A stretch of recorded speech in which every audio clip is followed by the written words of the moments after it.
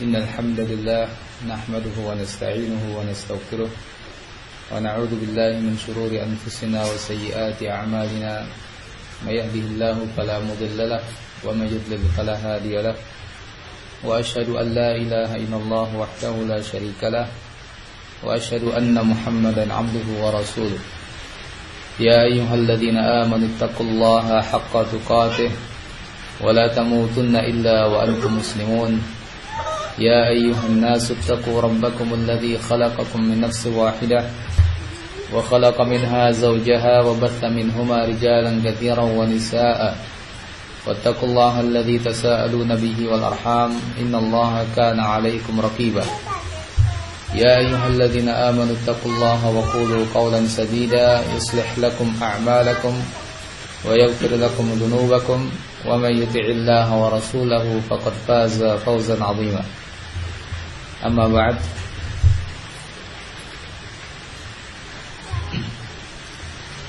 pada kesempatan ini insyaallah kita akan memberikan sebuah nasihat yang kita harapkan nasihat itu akan bermanfaat bagi kita semuanya, baik al-aba maupun al-ummahat, bapak-bapak ataupun ibu-ibu dan semua. Insyaallah kita harapkan bisa mengambil pelajaran dari apa yang akan disampaikan, terutama dalam hal ini yaitu tentang pentingnya kita menjaga lisan, karena lisan ini seringkali menjadi sebab berbagai macam masalah. Apalagi ketika kita sering bergaul dengan orang lain, maka sesuatu yang terkadang kita salah mengucapkannya bisa menjadi masalah di orang lain. Apalagi memang itu suatu kesalahan dalam hal syariat, maka sangat mungkin menjadi hal yang besar di tengah masyarakat.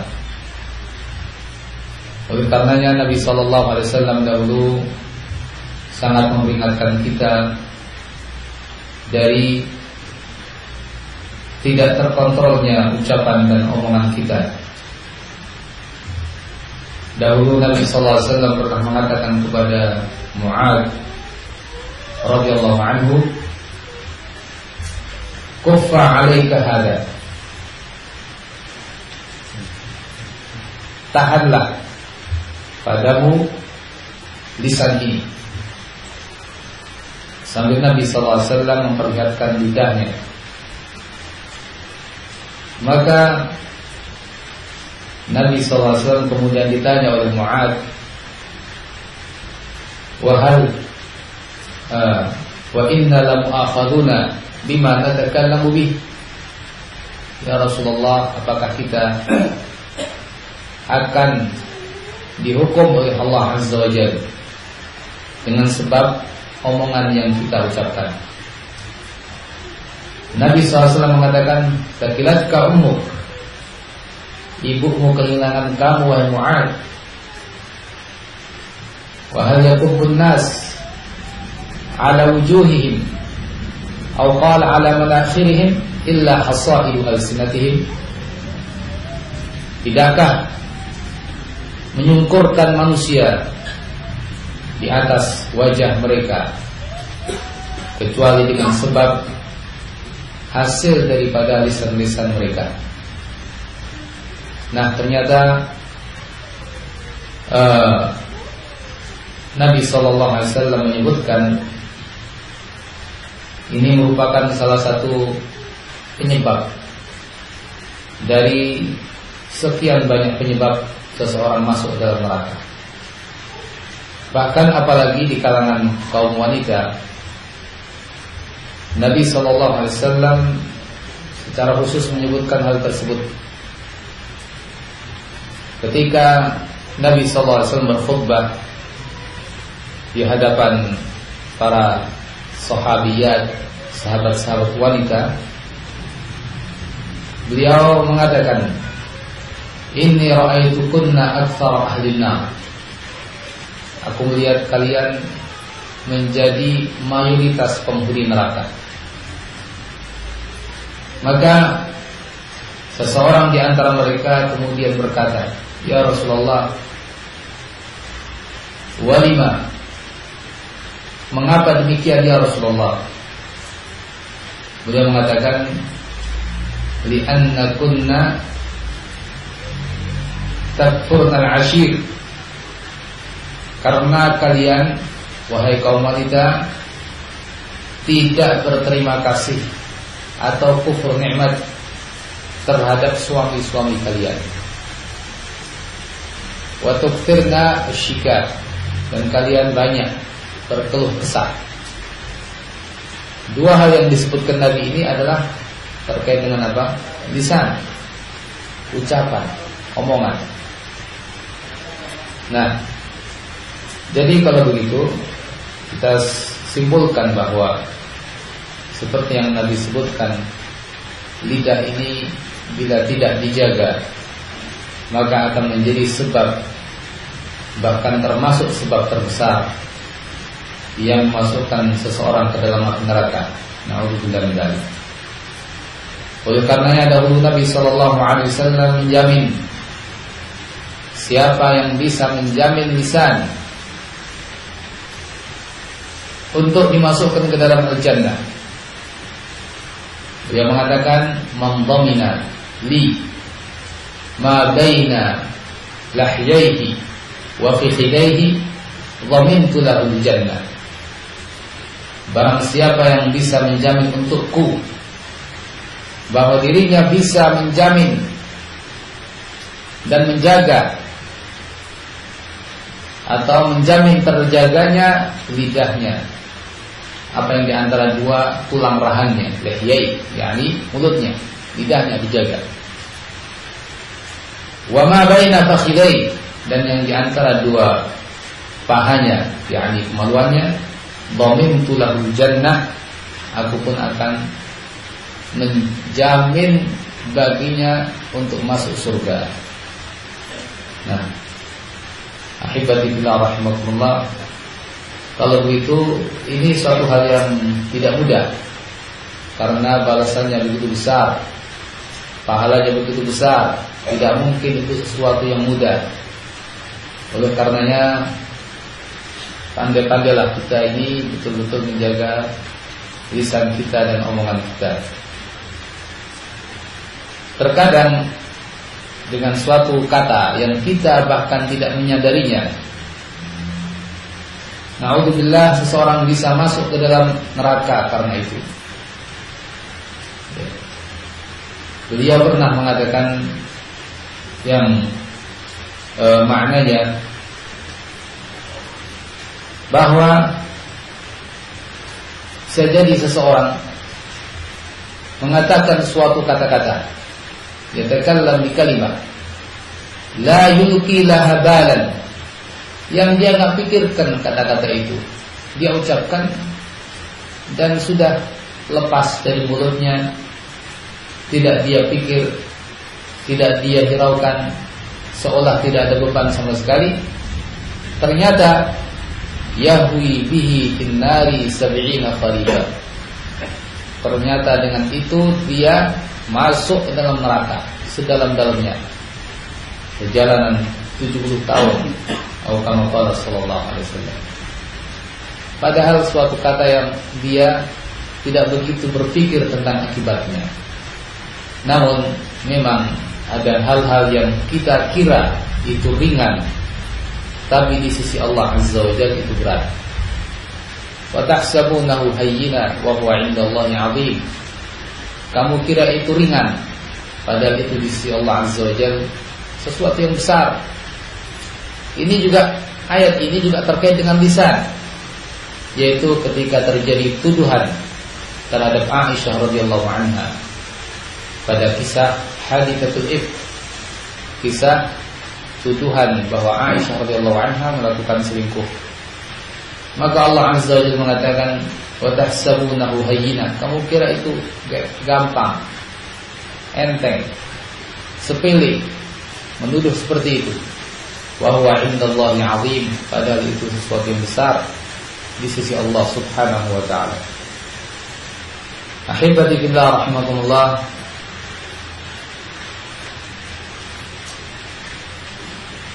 Nabi sallallahu alaihi wasallam banyak menyebutkan hasaid al-lisan, hal-hal yang menjadi buah omongan kita yang akan dinilai oleh Allah Azza wa Jalla. Dan Allah Subhanahu wa taala juga mengingatkan dalam ayat pada surat Qaf, ma yalfidhu min qawlin illa ladaihi raqibun 'atid. Ma yalfidhu min qawlin, dan tidaklah yalfidhu min qawlin, seseorang melafalkan dari suatu ucapan, illa ladaihi raqibun 'atid, kecuali di sisinya ada malaikat raqibun 'atid yang mengawasi dan yakni senantiasa mencatat apa yang dia ucapkan. Nah, ikhwan fillah rahimakumullah, jadi kita semua, baik kita selaku seorang laki-laki atau seorang wanita, seorang ayah, seorang ibu, kita harus pandai-pandai menjaga lisan kita. Dan apalagi saya ingatkan sekali lagi kaum ummahat, ibu-ibu, karena tadi kita sebutkan hadis di atas bahwa ternyata penyebab banyaknya jumlah wanita di neraka karena itu. Ikhwan fillah rahimakumullah, di sini saya akan sebutkan beberapa hal yang itu merupakan hasaidul lisan, buah lidah, buah mulut kita, yang ternyata itu melanggar syariat, yang semuanya ini masuk dalam sabda Nabi, ya, wa hal yakubbun nas ala wujuhihim illa hasaidu alsinatihim. Tidakkah menyungkurkan manusia di neraka kecuali sebab apa yang mereka omongkan oleh lidah mereka. Nah, kalau begitu kita harus mewaspadai apa yang disebut dengan hasaidul lisan atau afatul lisan, omongan-omongan, ucapan-ucapan yang melanggar agama kita. Di antaranya yang tadi kita telah sebutkan, yaitu kufrul ashir, tidak berterima kasih kepada suami, atau dengan kata lain kufur nikmat terhadap suami. Ini suatu hal yang sering terjadi pada kaum wanita, dan Nabi SAW telah menyebutkan tentang hal ini dalam hadis juga, ya. Ketika beliau menerangkan tentang ini, beliau mengumpamakan, yaitu ketika seorang suami berbuat baik yang banyak kepada dia, ternyata karena suatu kesalahan si istri dengan mudahnya mengatakan, ma ra'aitu fika khairan qat, aku enggak pernah lihat kamu berbuat baik sama sekali. Ya, ibaratnya di kita, yaitu panas setahun, ya, dihapus dengan hujan sehari. Kebaikan yang sekian banyak terlupakan. Dengan apa? Dengan suatu kesalahan. Sehingga yang terlihat olehnya adalah kesalahan, dan terlupakan kebaikan-kebaikannya yang selama ini dilakukan. Nah, ahibati fillah rahimakumullah, ikhwan dan akhwat Ini hal yang penting kita perhatikan. Bagi suami hendaknya memperingatkan hal itu pada istrinya dengan baik. Bagi istri juga hendaknya menyadari bahwa terkadang tidak sadar dia ngomong seperti itu. Ya, tidak terkontrol. Apalagi yang biasa ucapannya itu tidak begitu dipikir. Dengan bahasa lain gampang nyeplos omongan itu. Nah, ini betul-betul menyakiti suami. Oleh karenanya hendaknya kita bisa menekan diri kita. Kata Nabi SAW, "Man kana yu'minu billahi wal yawmil akhir falyakul khairan aw yasmut." Barang siapa yang beriman kepada Allah dan hari akhir, ucapkan yang baik atau diam. Nah, ini adalah suatu nasihat agar kita bisa mengontrol omongan kita, mengekang mulut kita. Jangan kemudian ketika melihat suami salah langsung dikomentari. Padahal kadang-kadang seorang suami salah tidak niat salah, maunya baik memberikan sesuatu, maunya sudah niat baik, ternyata nggak sesuai selera. Nah, bukannya terima kasih dan disyukuri, walaupun mungkin lain kali yang lain lebih bagus, tapi langsung kok begini. Nah, padahal sudah niat baik. Nah, ini yang seperti ini sangat membuat sakit suami. Oleh karenanya kita harus berhati-hati, karena Nabi SAW telah mengisyaratkan banyak kaum wanita yang seperti itu, yang yakfurnal ashir, tidak berterima kasih kepada suaminya. Kemudian yang lain juga disebut dalam hadis tadi, sebentar kita ingatkan kembali, adalah yukthirna shikaya, sering berkeluh kesah. Ini juga sifat tidak baik pada seorang wanita. Tentu sebaliknya, yang mesti dilakukan bersabar, walaupun hidup apa adanya, miskin, anggaplah seperti itu. Tapi hendaknya bersabar dan tidak mengucapkan kecuali ucapan yang baik. Susah sama-sama dirasakan, senang sama-sama dirasakan.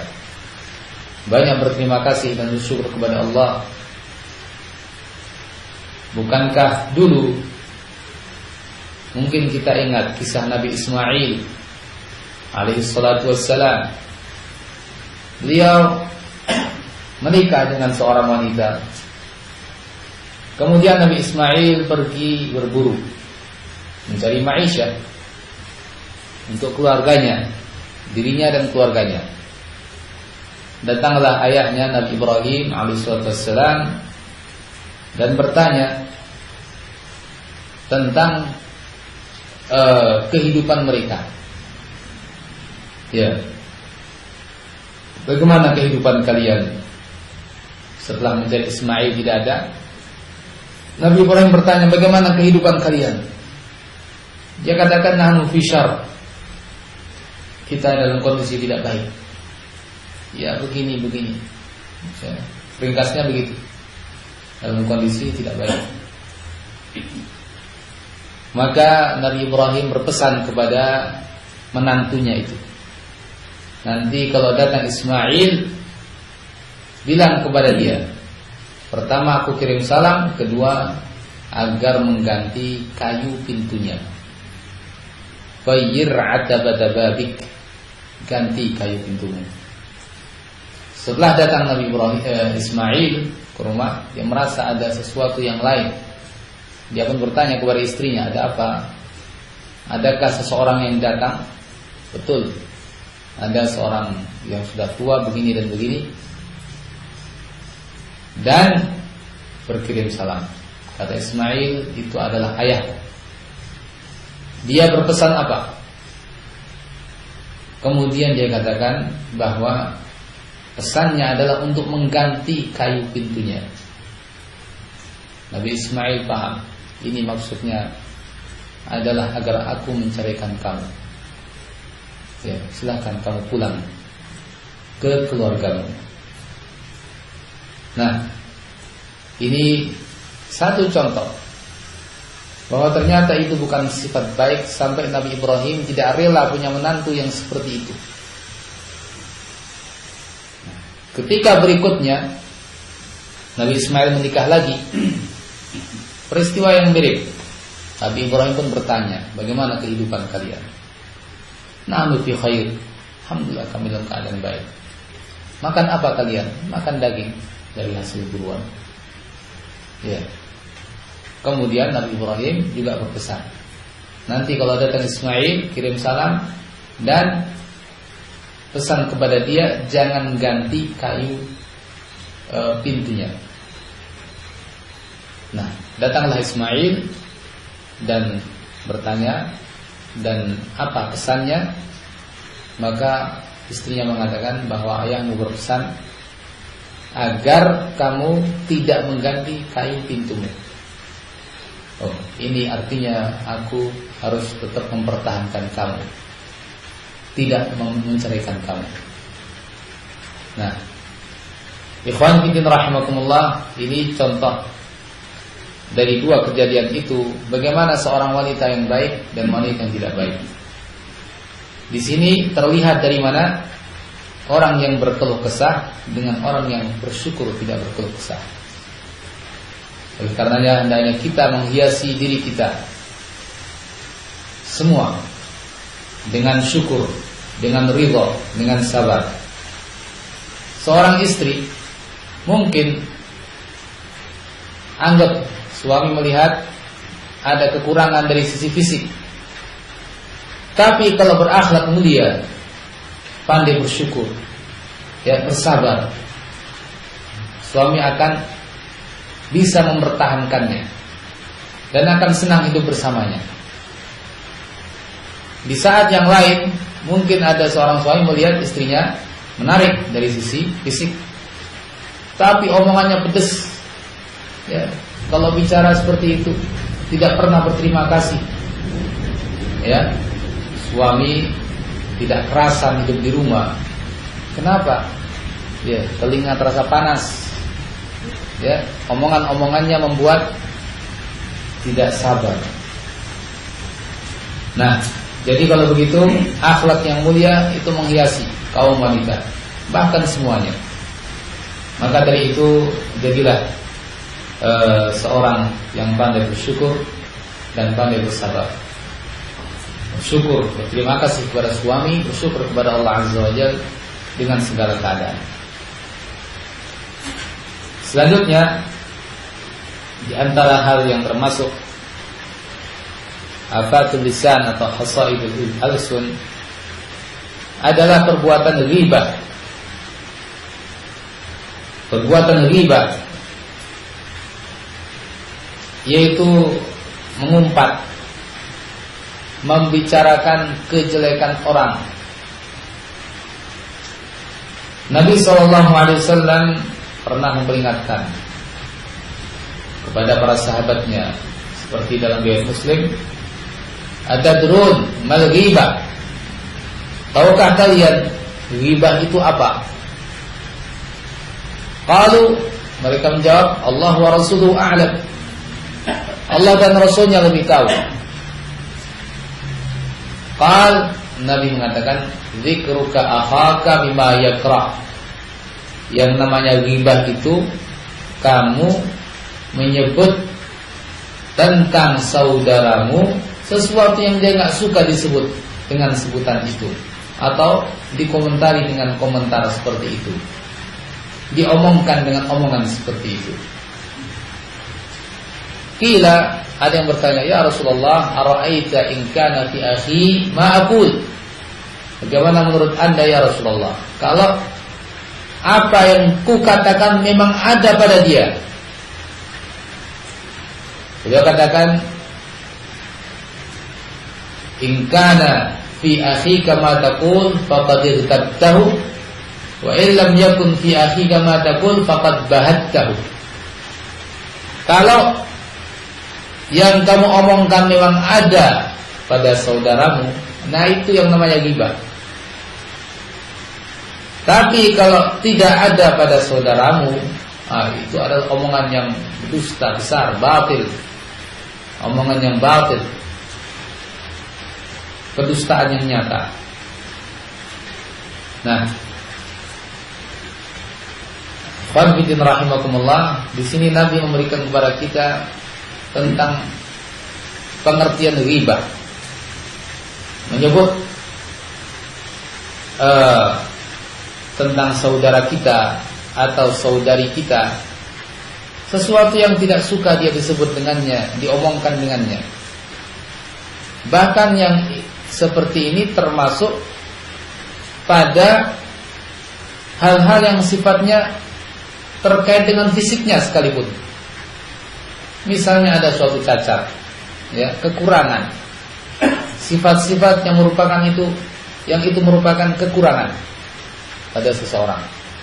Misalnya tubuhnya yang pendek, tubuhnya yang kerempeng, rambutnya yang tidak menarik, ya, mukanya yang mungkin tidak tampan, dan yang sejenisnya, yang itu merupakan kekurangan-kekurangan. Tak boleh kita menyebut sebutan kepadanya, tentangnya, dengan menyebut itu. Oh, yang orangnya begini, ya, oh yang kakinya begini, yang tangannya begini, yang mukanya begini. Tapi yang disebut sifat-sifat yang merupakan kekurangan, ini tidak boleh. Apalagi juga terkait dengan hal-hal yang lain, ya. Misalnya suatu dosa yang pernah dilakukan, dia sudah bertaubat, atau kemaksiatan yang dia terjatuh padanya, dia sendiri sebetulnya nggak rela dia terjatuh padanya. Dia bersembunyi, dia nggak ingin orang tahu. Nah, ini jangan sampai itu menjadi bahan omongan. Dahulu Nabi SAW pernah menegur salah satu istrinya dengan teguran yang cukup keras. Kenapa? Padahal dia menyebut apa yang mungkin oleh kita anggap sepele. Ketika terdorong oleh kecemburuan, dia pun menyebut Sofia bintu Huyai, salah satu istri Nabi yang lain. Ya Rasulullah, innaha qasira. Wahai Rasulullah, Sofia itu kan pendek orangnya. Ya. Nah, bagi kita omongan seperti itu kan biasa, ya. Tapi Nabi SAW memandang ini adalah termasuk, ya, ghibah, termasuk menyebut sesuatu yang merupakan kekurangan dalam rangka menunjukkan kekurangan seperti itu. Maka Nabi SAW mengatakan kepadanya, laqad qulti kalimatan law muzijat bima'il bahri lamazajathu. Sungguh kamu telah mengucapkan suatu ucapan, bila ucapan ini diceburkan ke lautan akan merubah warna air di lautan itu, mempengaruhi air lautan. Yani kalau begitu nggak mudah, nggak sepele omongan seperti itu.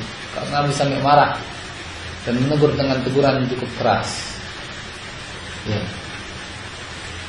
Ketika seorang sahabat yang lain mengatakan kepada saudaranya, sama Muslim karena marah, ya ibn Sauda, wahai anak wanita hitam.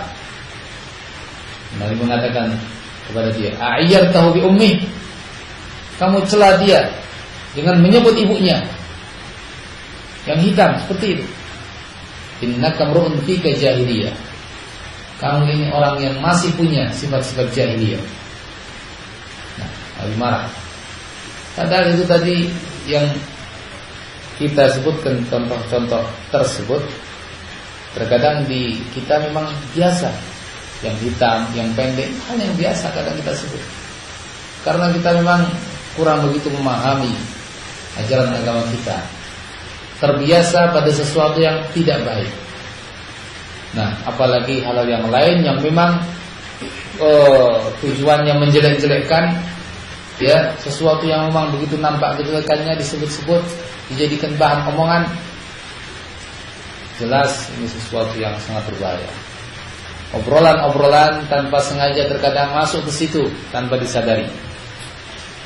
Orang-orang menyebutnya, ya, di masyarakat sana Arab, sebagian ulama menyebut, ya, itu faqihatul majalis, buah-buahan di tengah suatu majelis, enak dimakan.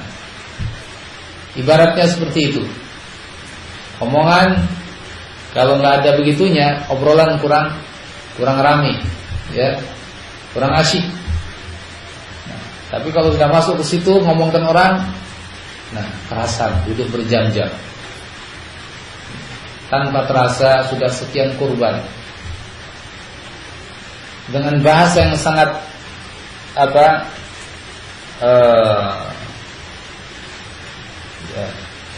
sangat memperingatkan kita. Sudah sekian mayat dia makan. Karena Allah menyebut seperti itu. Ya. Allah Azza wa Jalla mengatakan dalam ayat, wala yaghtab ba'dukum ba'dha. Ayuhibbu ahadukum ayyakula lahma akhihi maitan fakarihtumu. Apakah seseorang di antara kalian suka wala yaghtab ba'dukum ba'dha, jangan sebagian kalian menggibahi yang lain. Apakah seseorang di antara kalian merasa suka untuk memakan daging saudaranya yang telah mati? Nah, tentu jawabnya semua orang tidak. Ya. Ibnu Qayyim rahimahullah menyebutkan dalam kitabnya I'lamul Muwaqqi'in beberapa persamaan antara mayat dengan orang sedang mencabik-cabik mayat, memakannya dengan orang yang sedang ghibah. Nah, Allah Azza wa Jalla mengumpamakan seperti itu karena mayat itu sudah nggak berdaya. Mau diapa-apakan, sudah dicincang, diapakan nggak berdaya. Begitu pula saudara kita yang sedang kita omongkan, orangnya di mana? Nggak di hadapan kita, semau kita, mau kita omongkan apa? Ya, seperti tadi mayat yang dicincang-cincang mau digimanakan, dia nggak merasa. Nah, ini di antara sisi kesamaannya. Dia nggak berdaya. Seseorang yang tidak berdaya dihancurkan sehancur-hancurnya. Nah, ikhwan fillah rahimakumullah, oleh karena itu hendaknya kita menjauhi ghibah ini dan sangat berhati-hati dari perbuatan ghibah, karena ini sesuatu yang sangat dilarang dalam agama kita. Berikutnya adalah namimah, sifat mengadu domba, perbuatan mengadu domba. Ini terkadang juga tanpa disadari seorang melakukannya. Bagaimana itu? yakni dengan kita bicara tentang orang tadi yang kaitannya memang erat dengan ghibah. Akhirnya kita bicarakan kejelekan orang, kita panasi, ya, orang yang menjadi lawan bicara kita. Memang dia itu begini-begini, apalagi sama kamu. Wah, kalau sudah sama kamu, ya, saya sering melihat dia membicingkan matanya, atau ini atau itu, sikapnya lain sama kamu. Nah, tanpa tersadari panas dia, ya. Akhirnya nanti ketemu sudah sikapnya lain, bicara lagi di tempat lain juga yang mirip dengan pembicaraan itu. Nah, ini sudah tergolong namimah. Namimah, mengadu domba. Jangan dipahami yang namanya namimah yang betul-betul niat untuk apa? Hanya niat untuk bagaimana saya menghancurkan persahabatan mereka. Nah, kalau itu jelas-jelas ya. Tapi kadang orang tidak menyadari tadi bahwa perbuatannya adalah perbuatan namimah. Dengan cara seperti tadi. Obrolan-obrolan seperti tadi ternyata berakibat memutus hubungan-hubungan yang baik. Nah, berhati-hati. Padahal Allah Azza wa Jalla menyuruh kita ini memperbaiki hubungan. Kata Nabi sallallahu alaihi wasallam, al-muslimu akhul muslim. Seorang muslim saudara muslim yang lain. Tentu maksudnya juga muslimah saudara muslimah yang lain. Nah, lalu Nabi memberikan nasihat-nasihat yang semuanya dalam rangka mengeratkan hubungan. Ya, la yadlimuhu wa la yahqiruhu, jangan menzalimi, jangan menghina. Wa la yakhdhuluhu, jangan enggak mau peduli dengan yang lain. Ini semuanya adalah dalam rangka mewujudkan al-muslimu akhul muslim tadi. Nah, kalau ada orang yang justru melakukan namimah, ini sangat bertolak belakang dengan apa yang dimaukan oleh Nabi sallallahu alaihi wasallam. Innamal mu'minuna ikhwah fa aslihu baina akhawaykum. Sesungguhnya kaum mukminin saling bersaudara, perbaikilah hubungan di antara persaudaraan kalian, di antara saudara-saudara kalian. Nah, dengan seseorang namimah ini merusak hubungan. Dan sungguh ini menjadi program yang sangat andalan bagi syaitan. Apa itu? Merusak hubungan. Kita ingat hadis dalam Muslim ketika iblis mengutuskan utusan-utusannya. Datang utusannya kepada iblis. Apa yang kamu lakukan? Saya sudah begini dan begitu. Kata iblis, ma fa'alta syai'an. Kamu belum apa-apa kalau begitu. Datang lagi utusan yang lain. Apa yang kamu lakukan? Kata dia, aku tidak tinggalkan mereka kecuali sudah kupisahkan di antara mereka. Nah, langsung iblis memuji-muji. Ni'ma anta, kamu memang betul-betul bagus. Sebagus-bagus yang dilakukan adalah yang dilakukan kamu. Langsung dipeluk oleh iblis. Nah, dan ini sifat memecah belah ini adalah juga sifatnya para tukang sihir, termasuk programnya setan melalui para tukang sihir. Allah katakan apa? Yufarriquna bainal mar'i wa zawji. Mereka yufarriqun, memisah-misah antara seseorang dengan istrinya. Tapi kerjaan sihir yang memisah dengan cara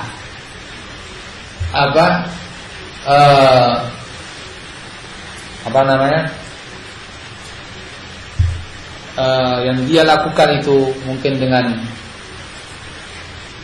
tenung ataupun dengan yang lain, ya, cara-cara menyihir. Ini yang dilakukan tukang sihir dengan sihirnya masih kalah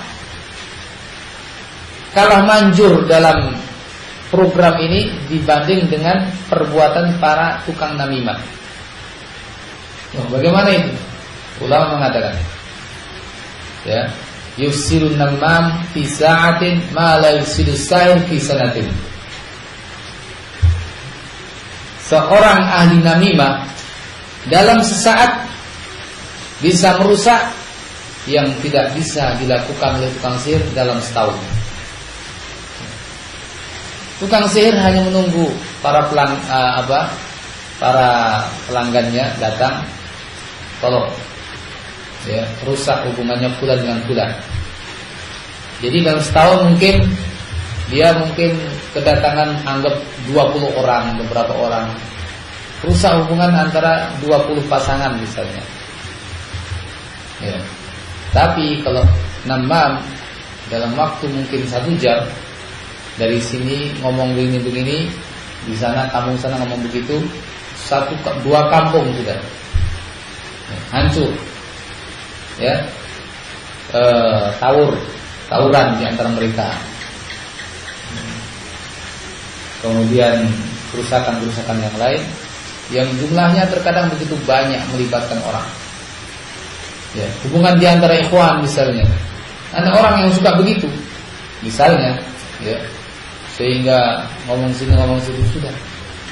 Tukang sihir nggak bisa mau merusak ikhwan gitu, karena masya Allah, ya, sholatnya, ngajinya, masya Allah, Nggak kuat tukang sihir. Tapi namam bisa melakukan di kalangan ikhwah Ahlussunnah, sehingga satu sama lain saling mengusuli.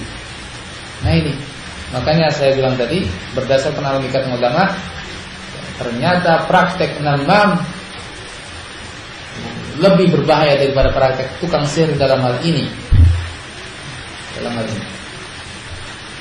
Oleh karenanya Rasulullah SAW mengatakan dalam hadis, la yadkhulul jannata namam, yang akan masuk surga seorang yang melakukan namimah, adu domba. Dalam riwayat yang lain, la yadkhulul jannata qattat, tidak akan masuk surga sama artinya. Qattat yakni namam, orang yang melakukan namimah. Selanjutnya termasuk hasaidul lisan dan afatul lisan adalah sukhriyah. Sukhriyah yakni meremehkan orang, omongan-omongan yang meremehkan orang. Ya. Merendahkan orang. Allah Azza wa Jalla dengan jelas melarang hal ini dalam surat Al-Hujurat.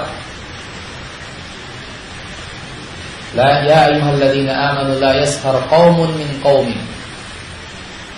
Wahai orang-orang yang beriman, jangan kalian yakni suatu kaum yaskhar min qaum, merendahkan kaum yang lain. Omongan-omongan yang sifatnya semacam itu. Asa ayyakunu khairan minhum, sajadi yang di sukhriyah, yang dilecehkan lebih bagus daripada yang melecehkan. Wala nisa'un min nisa'in, jangan pula kaum wanita melakukan yang seperti itu terhadap yang lain. Asa ayyakunna khairan minhun, sajadi lebih baik daripada mereka. Nah, ini sukhriyah. Ya. Jangan sampai hal itu terjadi. Hendaknya kita menghargai orang lain, hendaknya kita menghormati orang lain. Walaupun mungkin kita lebih baik dari orang lain, mungkin, tapi jangan merendahkan orang lain. Apalagi kita ya belum mesti lebih baik dari orang lain. Betul-betul yani sangat mungkin orang lain yang kita sangka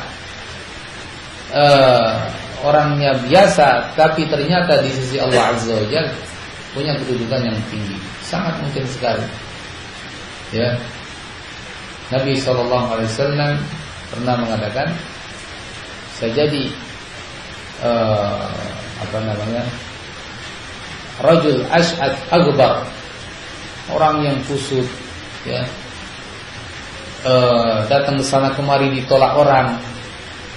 Ya, kalau minta izin dari pimpinannya nggak pernah dikasih izin. Orang yang gambarannya sebagai orang yang direndahkan orang. Tapi kata Nabi, "Lau aqsama 'ala Allahi la abarra." Seandainya orang ini bersumpah, pasti Allah kabulkan sumpahnya. Kenapa? Nah, ini. Ternyata di sisi Allah Azza wa Jalla nilainya dia tinggi. Diperhatikan oleh Allah Azza wa Jalla. Walaupun di hadapan orang seperti itu, selalu ditolak oleh orang, tidak dihargai oleh orang. Nah, makanya tidak boleh kita sukhriyah ya kepada orang lain, kita memandang diri kita lebih afdal, ataupun kalau tidak lebih afdal tapi tetap menghina orang lain. Ini apalagi seperti itu, sesuatu yang sangat dilarang oleh ajaran agama kita. Ya. Nah, itu sukhriyah, dan juga masih banyak yang lain sebetulnya bisa dipelajari berikutnya nanti bersama saya tidak di sini. Misalnya tentang hal seperti ini, saya ringkas ya. Di antara hasaidul lisan adalah dusta, omongan-omongan yang dusta, niyahah, meratapi mayit, at-tanabuz bil alqab, sebutan-sebutan yang untuk merendahkan, ya, walaupun nampaknya sebutan baik, tapi kalau niatnya untuk menghina tidak boleh. Ya. Kemudian as-sab yakni celaan dan cercaan, omongan yang sifatnya mencela. Kemudian fuhsyul qaul, kata-kata yang kotor, kata-kata yang keji. Kemudian al-hamz wal lamz, ya, kata-kata sindiran yang mencela, merendahkan tapi dengan menyindir. Wa likulli humazatin lumazah wala talmizu anfusakum. Ini adalah kata-kata sindiran tapi bermakna merendahkan. Dan masih banyak yang lain. Apa yang kita sebutkan ini beberapa hal yang sering terjadi. Semoga Allah Azza wa Jalla menjaga kita semua dari pelanggaran-pelanggaran tersebut dan menjadikan masyarakat kita masyarakat yang tentram, aman, nikmat dengan kehidupan beragama ini. Wallahu ta'ala a'lam bis-shawab. Subhanakallahumma wa bihamdika asyhadu an la ilaha illa anta astaghfiruka wa atubu ilaik. Alhamdulillah.